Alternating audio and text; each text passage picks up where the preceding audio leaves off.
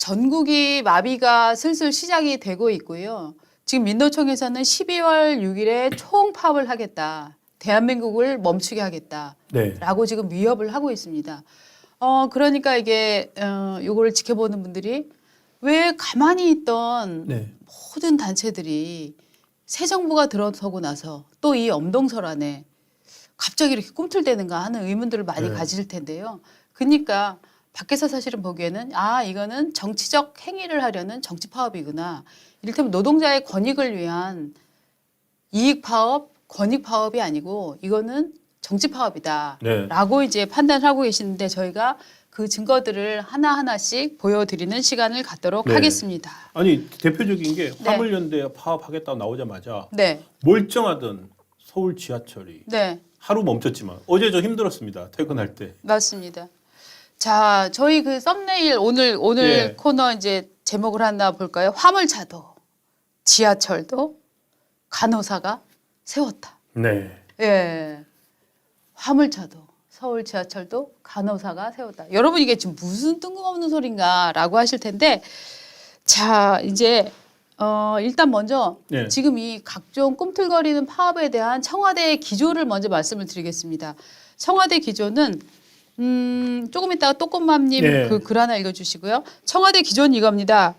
완강합니다. 뭐냐면은 일단 이 화물연대의 경우에 운송 거부가 계속될 경우에는 12월 올해 말로 3년 만기 도래하는 안전운임제를 완전히 폐지하겠다. 그걸 검토를 하겠다. 그다음에 지금 운송 당신들 일하십시오라고 지금 명령을 내렸는데 그 거부자에 대해서는 유가 보조금 지급을 유예 또는 배제해버리겠다. 또 특정 차종 화물차에 대한 등록제로 전환을 하거나 이걸 허가 요건을 완화하겠다. 즉 당신네들 지금 그 차 몰고 있다고 유세 부리면 시장에 이걸 시장 질서에 완전히 맡겨서 하고 싶은 사람 다 하게 해버릴 거야. 그렇죠. 공급을 마음대로 그냥 해주는 거. 지금은 진입장벽을 정부가 쳐주고 있거든요. 맞습니다. 지금 진입장벽을 쳐서 이걸 정부가 허가제를 해주고 있는데 그렇습니다. 그런데 말입니다. 이걸 허가제가 아니라 등록제로 전환을 해버리면은 시장의 경쟁자가 엄청나게 늘어납니다. 그러니까 이 화물차를 하시는 분들은 굉장히 힘들어집니다. 세 번째, 시멘트 운송 차량에 이어서 유조차에 대해서도 업무 개시 명령을 발동하는 방안도 검토 중입니다. 주유소 때문에 그렇습니다. 네, 정부 입장은 이겁니다. 노동자의 권리를 보장한다. 그러나 불법은 용납할 수 없다. 이런 태도인데요. 자, 이제 요거에 정부가 이렇게 나오게 되는 배경에 대해서 이제 저희가 설명을 해보도록 하겠습니다. 어저께 지하철 굉장히 많았잖아요, 사람이. 그렇습니다. 제가 어제 퇴근을 할 때 지하철을 이용을 했는데 평소에 기다리지 않는 구간인데 한 세 타임을 보냈어요, 차를. 그러고 나서 탔고 저만 그런 게 아니라 그거는 비슷한 의견을 가진 글들이 어저께 많이 올라왔고요. 심지어 이태원 연상한 젊은 청년들이 많았습니다. 그래서 커뮤니티에 이건 제가 본 게 아니라 제 처가 퇴근길에 저한테 보내줬는데 어떤 사람이 올렸대요. 만약에 지금 내가 이 계단에서 지하철 기다리다 쓰러지면 민노총 때문이야. 오, 그걸 제 처가 보여주면서 지금 이래라고 보여줘서 저 깜짝 놀랐거든요. 이게 저렇습니다. 저게 어딘지는 모르겠는데 제가 어저께 실시간으로 봤던 거는 강남역이었습니다. 지하철 입구에서부터 이렇게 내려가는데 그 지하철 그 계단에까지 사람들이 줄을 서 있었어요. 그래서 아니 이게 진짜 이러다가 진짜 이태원이 재현되는 거 아니냐는 우려까지도 막 나올 정도로 어제 굉장히 사람들이 이제 시민들이 불편함을 많이 호소를 했는데 또꼬맘님 두 분 팬입니다. 상강차 대접합니다. 건강하세요. 네, 또꼬맘님이랑 또 우리 시청자님 모두 건강하셨으면 좋겠습니다. 자, 어제 있었던 29일 날, 어제가 아니라 그저께죠. 29일 날 있었던 일 때문에 어제 지하철이 저렇게 정말 콩나물시루라고 표현하는 것도 점잖은 이런 상황이 발생을 했는데요. 한번 보시죠.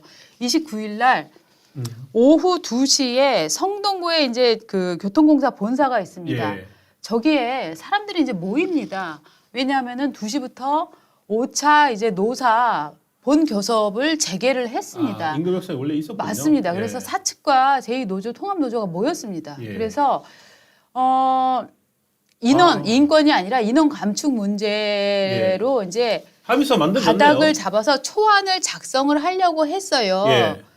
그랬는데 그러니까 이를테면 저쪽에서는 사측에서는 자 경제 사정 때문에 인원 감축을 해야 되지만 요 안은 유예를 좀 하도록 생각을 해보겠다라고 하니까 네. 노측에서는 아니 생각하는 걸로 부족해 문서로 써주세요라고 했는데 문서로 써달라는 얘기는 그 안을 받아들이겠다는 얘기잖아요. 그렇죠. 그러니까 저기 협상이 무르익고 있는 상황이었어요. 다 된 거네요. 뭐 네, 합의서 네. 초안 작성이니까. 예. 하고 있는데 4시 40분에 네. 4시 40분에 현정희 민노총 공공운수노조 위원장이 방문을 합니다. 딱 30분 있다가 돌아갔다고 합니다. 네. 그런데 갑자기 그 이후부터 분위기가 쌀벌해지기 시작했다고 이 소식이 나오는데 그러다가 오후 10시에 민노총 회원들이 회의장을 이탈하고 나가버리고 돌아오지 않습니다. 그리고 저게 협상이 결렬됐다고 선언을 합니다. 저게 그러니까 네. 그저께 29일의 일이고 네. 그렇게 어제 돼서. 그래서 아침에 지하철이 사람들 맞습니다. 출근길에 그 불편을 겪었고 퇴근길엔 더 불편을 겪었는데 네. 저 현정이가 도대체 누굽니까? 자, 그래서 저 현정이가 누구냐 현정은 찾아봤습니다. 회장은 아니고. 네. 현정희 씨는 네. 자, 공공운수노조 위원장인데요. 여성입니다. 여성인데 트럭을 몰았나 보네요. 아니 트럭 몰았을 것 같은 느낌은 나는데요. 1989년에 서울대병원 분만장 간호사로 오. 입사를 했답니다.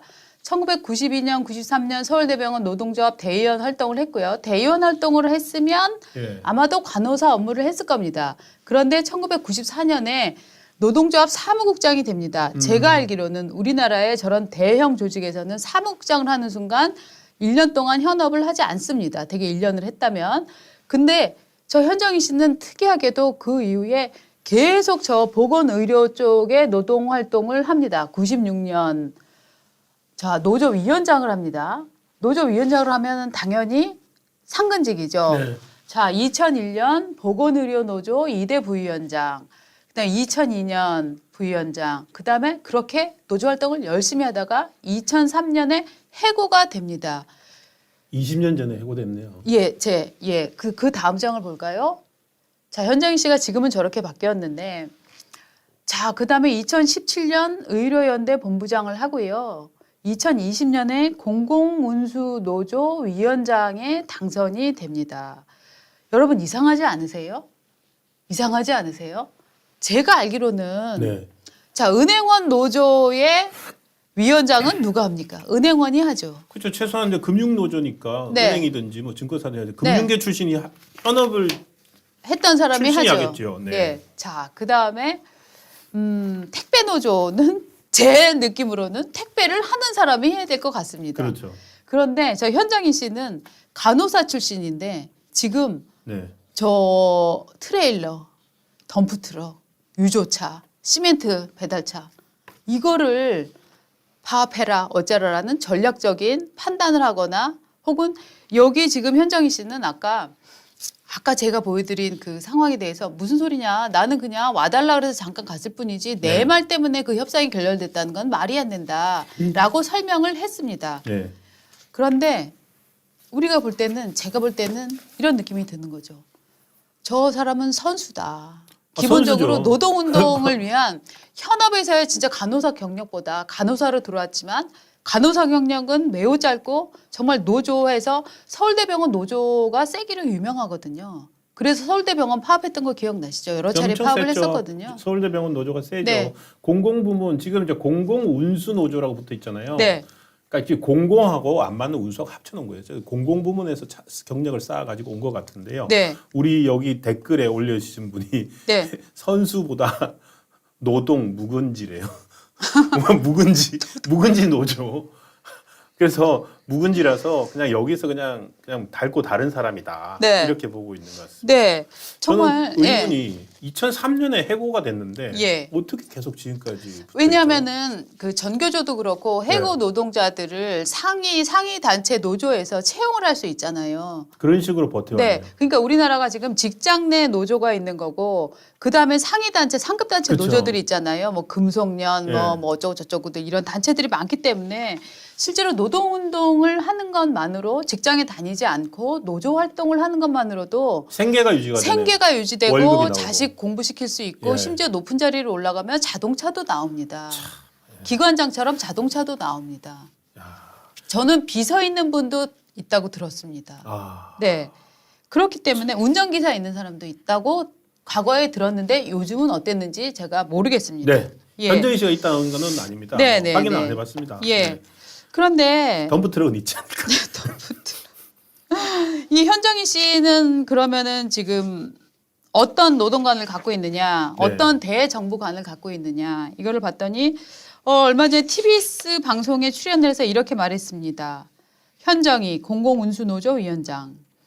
윤석열 정부의 노동관은 예. 노동자들을 돈 버는데 걸리적거리는 존재로 판단하고 있다라고 얘기를 했고요. 자기는 그러면 노동자를 그냥 뭐로 자기 노동운동 하는데 써먹는 정도로 얘기하는 거 아니에요? 네. 2002년 출마 당시의 내용을 보면은 예. 내가 뭘 했냐 이걸 설명하면서 전국적인 조직화와 투쟁을 통해 조직을 성장시켜 왔고 예. 정부와 교섭하고 의료, 교통, 물류, 교육, 사회 서비스 분야에서 공공성 강화를 위해 투쟁해 왔다. 그다음에 우리 노조 24만 조합원의 힘을 모아나갈 적임자다. 아니 지금 자. 의료와 물류가 왜 같이 묶여 있어요? 아 몰라 묻고 싶으면 묻는 거야. 네. 아니 그다음에 간호사가 덤프트럭 덤프트럭 아재들 예. 그 파업시키고 뭐 네. 쇠구슬 쏘게 하고 했다 그러니까 어이가 없어요. 쏘게 하진 않았다고 부인하겠죠. 내가 지시한 건 아니다. 그다음에 또 이렇게 얘기했습니다. 다음 대선과 지방선거를 예. 앞두고 조합원의 요구를 모아 사회적 지지를 받는 공동투쟁을 위력적으로 조직하겠다. 야 이거 위력적으로 조직하겠다. 지금 위력적으로. 위력적으로 조직해 오고 있잖아요. 그리고 대선과 네. 지방선거가 목표네요. 네. 여기 발언에 나와 있네요. 네, 네, 야 대선과 지방선거를 앞두고 네. 이 대선과 지방선거를 앞두고 이 말 하면은 민주당도 정신 번쩍 들죠. 정신 번쩍 들죠. 특히 이제 이게 2020년에 얘기했던 거니까 예. 쫙 열심히 하겠다 하는 우리 편이다 하는 느낌이 들어오는 건데 결국 저는 이 네. 현정희 씨가 정말 현업에 아주 짧게 있으면서 일종의 병원 노조를 장악하고 그 다음에는 이어서 이제는 이 운송 예. 분야까지 확대되는 거를 보면서 이 산별 노조라고 하는 거가 우리나라에서 얼마나 많은 정말 노동운동가, 노동 전임자들을 양산해 왔는지 맞습니다. 노동운동 귀족이라고 저는 사실 부르고 싶은데 국가를 네. 장악을 했다고 저는 생각을 합니다. 네, 네, 이 산별 노조를 도입을 하면서 네, 국가를 장악을 했고요. 예, 이 사실은 그러니까 처음 아까 89년에 처음으로 서울대병원 간호사가 네. 됐으니까 지금 56세시고 그럼 저랑 똑같아요 경력이. 예, 그러니까. 그러니까 89년 첫 이제 네. 사회초년병으로 나와가지고 네. 이 사회초년병이 처음에 이제 직장 생활을 하다가 네, 뭐 간호사의 열악한 지위 뭐 이런 거 있었겠죠. 그러면서 뭐 노동운동에 몸담았다가 해고가 되고 그리고 20년 동안 네. 어떻게 괴물이 되었는지 이 산별 노조에 의한 그 학습과 교육과 그리고 온갖 사회 세력들이 엮여 있는 역학관계 속에서 정치를 배운 거예요. 정치를 배운 거죠. 예, 정치를 배워서 네, 우리가 힘을 발휘해서 이 사회를 어떻게 한번 몰아가야 되겠다. 네, 이런 거를 배웠기 때문에 이제 딱 지도부가 되는 거예요. 맞습니다. 민주노총 지도부. 맞습니다. 그러니까 이런 사람들이 한번 왔다 가면은 네. 지금 가장 이해 안 됐던 게 네. 화물연대하고 서울지하철하고 무슨 관계냐. 그러니까 근데 사실상 하루 만에 풀긴 했지만 네. 화물연대 파업에 대해서 서울지하철이 동조 파업을 들어간 거 아닙니까? 네, 이게 이런 식으로 뭉쳐가지고 세상을 멈추게. 저는 지금도 아찔합니다. 엊그제 그 화물연대가 했던 구호가 그겁니다. 우리가 멈추면 세상이 멈춘다. 한번 당해봐라.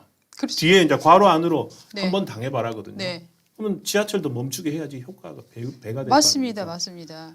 이런 기획을 하는 사람입니다. 예, 그러니까 사실은 기획단에서 기획. 전체적으로 예. 어디랑 어디를 연동하고 그쵸. 이번에 뭐 저기서 정부에서는 이렇게 나올 테니까 우리는 이렇게 하고 언론은 어떻게 대응하고 그쵸. 이런 것들을 사실 큰 그림을 짤 수 있는데 제가 보기에는 이 현정희 씨는 노동운동계에서는 굉장히 엘리트일 것 같아요. 왜냐하면 서울대에서 서울대병원이었으니까 비정규직을 정규직으로 만들고 그렇죠. 그다음에 그 의사들과 뭐 굉장히 싸워갖고 간호사의 지위를 높이고 하는 사실 투쟁력이 굉장히 강한 조직이거든. 서울대 노조, 특히 서울대병원. 서울대병원도 저도 지금 이 노조는 20년, 정말 센 데라고 지금 알고 있거든요. 예, 20년 전이지만 예. 기억에 남아 있습니다. 네, 네. 하나의 모델처럼 맞습니다. 공공의료 부문에 네. 어떤 성과를 낸 네. 사례에 예. 그 스타디 대상이라고 맞습니다. 연구 대상으로 알고 있어요. 맞습니다. 그 노조 운동에서. 그래서 서울대병원이 다른 어떤 부분에 개선을 하려고 해도 서울대병원 또 주인이 없잖아요. 그렇죠. 그러니까 사실은 병원장들이 노조 눈치 보는 게 굉장히 중요한 그 자기 연명의 과정이 된다는 거예요. 그러니까 우리나라 사회를 네. 장악해 나가는 방법은 네. 그러니까 민영화된 부분 말고 네. 그러니까 공적인 부분 있잖아요. 네. 방금 주인이 없다고 한 부분을요. 네. 주인이 없는 부분을 네. 노조가 장악하면 됩니다. 맞습니다. 지금 이게 공공운수 노조잖아요. 네. 그래서 이 공공 부분을 차지하고 있는 노조이기 때문에 네. 역할이 어마어마하게 크다고 생각합니다. 예, 맞습니다. 그래서 근데 저는 이제 이런 노동 운동 귀족들이 보고 있는 것이 무엇이냐. 지금 어떤 분이 박사연 씨가 이렇게 쓰셨어요. 당신들이 주 120시간 일하면서 300벌이 해보시오. 이런 개소리가 나오냐라고 지금 댓글을 달아주셨는데 자, 맞습니다. 열악한 환경에서 일하는 노동자들 또 근로자들 저는 마땅한 보상을 받아야 된다고 생각을 합니다. 그런데 그것이 반드시 때로 모여서 자, 나는 화물차를 멈출 테니 너는 지하철을 멈추고 너는 버스를 멈추고 병원을 멈추고 그래서 국민들을 다 불편하게 해서 하려는 이런 그 연쇄 불법을 통해서 사람들을 겁박해가면서 이걸 쟁취하느냐. 우리나라를 자꾸 이런 수준으로 하는 거는요. 우리나라를 계속 시계를 뒤쪽으로 옮겨서 과거로 옮겨서 네. 너희들은 탄압하고 있고 우리는 희생자고라는 프레임을 만드는 건데요. 지금 우리 사회가 그게 과연 먹히는 사회입니까? 아니잖아요. 그리고요. 우리 댓글에 누가 잠깐만. 그리고 지금 이 안전운임제 이후에 어떤 사태가 벌어졌는지 제가 정리를 해드리면은요. 차를 산 사람들이 많답니다. 화물차가 굉장히 비싸잖아요. 네. 1억, 2억씩 하잖아요. 그 차를 왜 샀을까요? 소득이 늘었기 때문에 사는 겁니다. 소득이 늘어서 샀는데 여유가 그 각종 인터뷰를 보면 그런 얘기 나옵니다. 안전운임제를 하고 나서 소득이 좀 늘어서 아예 그냥 내 차를 살려고 내가 차를 바꿨다 샀다 그랬는데 그거 지금 납입금 내야 되는데 지금 노조 무서워갖고 배달을 못 나가고 있다. 이게 빨리 이 파업에 참여 안 하면은 내가 왕따 당하거나 쇠굿을 맞거나 하기 때문에 네. 나 그냥 파업에도 참가하고 있지만 실제로는 빨리 좀 해결됐으면 좋겠다라고 얘기를 합니다. 그런 분들이 돈을 제대로 벌 수 있는 기회를 만들어 드리는 거 이게 노동환경 개선이라고 저는 생각을 합니다. 네. 예. 저기 지난주 이제 저희 조선일보 앱을 깔아 주셔가지고 저희 이제 앱이 많이 확대가 됐습니다. 얼마 전 닷컴에도 보셨지만 조선일보 앱으로 이제 신문 보시는 분들이 너무너무 늘어나서 감사 말씀드리고요. 그 다음으로 이제 저희 종이신문도 이제 저희가 이제 구독자들을 좋은 콘텐츠들로 매일 200명 넘는 기자들이 매일매일 만들어서 다음 날 아침에 배달드리는 신문을 또 들어오셔가지고 또 구독을 해주시면은 저희가 이제 또 그 선물도 드리고 있습니다 지금. 선물 저기 있는데 갖고 와야 되는데 선물 큰 달력. 가지고 제가 저희가 잠깐 이제 갖고 올까요? 달력 선물도 드리고 하고 있으니까요. 네. 지난번 앱처럼 저희가 링크를 전화하셔가지고 전화번호 저희 조선일보 전화하셔서 잠깐만 전화번호 1577-8585. 예, 1577-8585 1577-8585로 전화를 하셔서 이슈포청천 유튜브 보고 전화한다. 구독을 신청한다. 이렇게 해주시면 저희들이 또 우리 구독자님들의 파워도 느낄 수 있고 지금 박은조 에디터가 이 달력을 갖고 오셨습니다. 신년 달력 이거 잠깐 제가 들겠습니다. 이렇게 근하 신년 상당히 이제 전통적인 형태 디자인으로 된 조선일보 달력입니다. 이 조선일보 달력을 이번 유튜브 1577-8585 전화하셔서 유튜브 보고 구독 신청한다 라고 하면서 제 이름 또는 박은조 에디터 이름 이렇게 한번 언급해 주시면 그 추천자로서 언급해 주시면 저희가 이렇게 달력도 보내드리도록 하겠습니다. 신동훈 씨 이름 얘기해 주세요. 네. 예. 아니 근데 제 생각에는 저는 우리 유튜브 구독자들은 거의 다 저희 신문 보고 계실 것 같아요. 맞아요.